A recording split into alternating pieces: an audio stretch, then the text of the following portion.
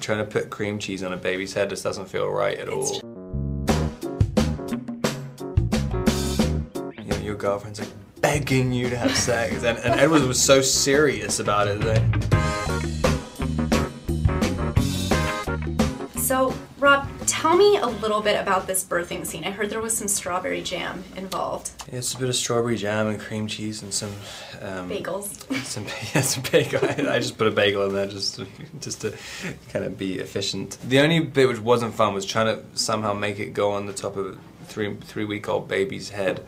Like, trying to put cream cheese on a baby's head just doesn't feel right at all. It's just wrong. Yeah. Now tell me a little bit about, shooting this movie. Were there any scenes that you were a little bit apprehensive about? Because fans are looking so forward to seeing this film. Probably the birth scene, to be honest. It's seeing it on the page, it just seems so impossible, and especially in the context of this series, it's sort of,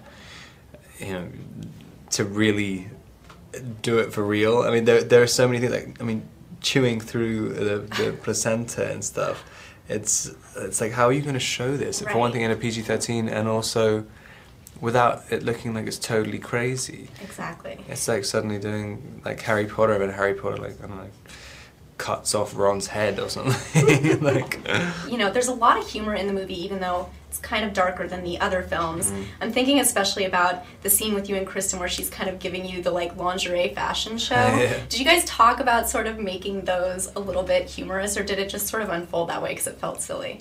I mean, I think it was, yeah, I think it was just kind of funny.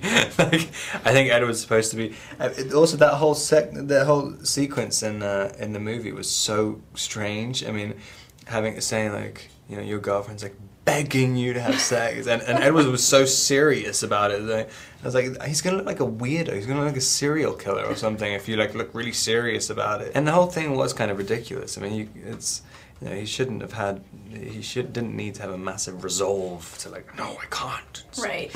It was just he was just trying to not do it. Well, I wanted to ask you last question. Were you aware that your dog Bear has a Twitter account? It's not him writing it. Really? Does this sound like him? Is this accurate? He's got like 1,000 followers. Pretty popular. Oh, where's that picture from? It's like a hair. So you would not approve of Bear being on Twitter? That's really funny. World's most popular mutt. He is. No, he's very supervised. He's not allowed to go on the internet.